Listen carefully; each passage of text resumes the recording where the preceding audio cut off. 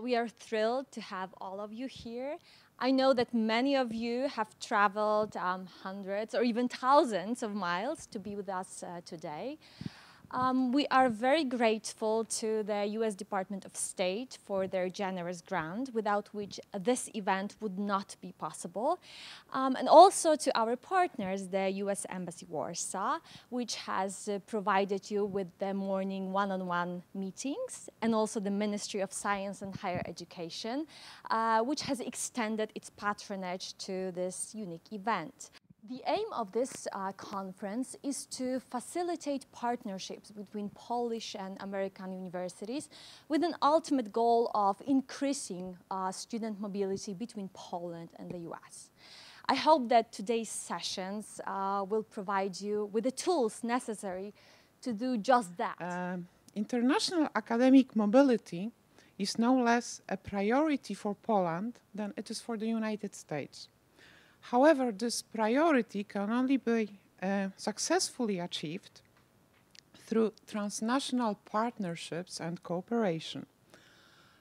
Although recently Poland's international student population has increased markedly, the Polish higher education sector remains among the least internationalized of European Union and OECD countries, with international students making up just 2.3% of the total student population. Today's conference, Study Abroad, Partnerships between Polish and American Universities in Practice, is an important initiative in line with the Polish Ministry policy to strive for academic and scientific excellence and quality, also through increasing students and researchers' mobility. You may know that the Embassy provides grants for projects which support our mission goals, and projects involving university linkages may qualify for that. So please check our website and see if it might be beneficial to you.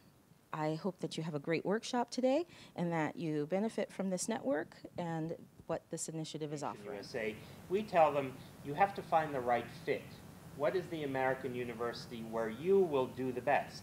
That has your program of study, that you will integrate, that you will live there, you'll be successful.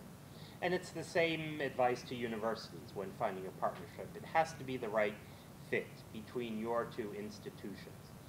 And then, of course, needless to say, it takes time, right? You have to start small. To make things work from the Polish side, I guess you really need to have a dedicated group of people who want to collaborate.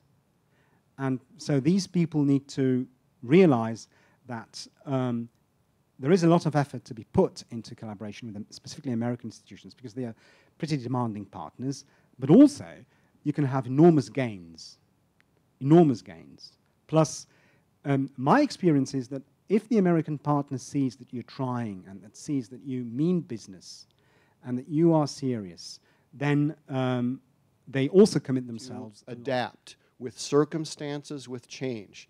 Of course, fortunately, Poland's a very different place in 2016 as it was in 1975.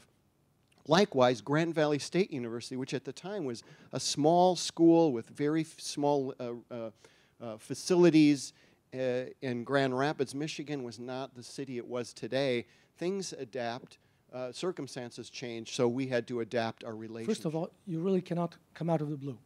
You have to have some sort of reputation. You have to exist in the consciousness of your partner if you want your project to succeed. And also, as a first step, you have to have a small, low-risk project to get to know the people. We talked a lot about personal relationships today. It is very important to build those relationships. Chciałbym powiedzieć Państwu o 3 rzeczach. Po pierwsze o Biscuits Market. Znaczy, to nie jest tak, że wszystkie uczelnie wyższe możemy wrzucić sobie do jednego worka i opowiedzieć, że jest pewien zestaw reguł gry, które pozwalają nam wszystkim dobrze działać.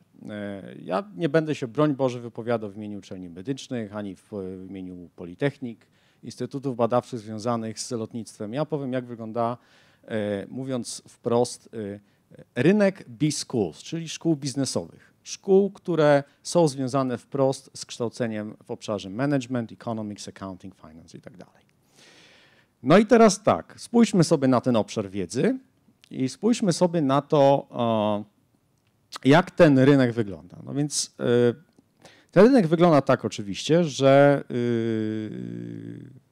najwartościowsza, można by powiedzieć, mierzona oczywiście wskaźnikami impact factor i publikacjami wiedza, jest tworzona w Stanach Zjednoczonych. No bo oczywiście nie chodzi o to, że przez Amerykanów, tylko przez osób, które w Stanach Zjednoczonych pracują na amerykańskich uniwersytetach. Jeżeli chodzi o mobilność studentów i pracowników, to rzeczywiście te możliwości są bardzo ograniczone ze względu na niewielki budżet, ale o tym też za moment. Natomiast rzeczywiście można takie umowy dwustronne, które będą przewidywały wymianę studentów i pracowników z uczelniami amerykańskimi zawierać.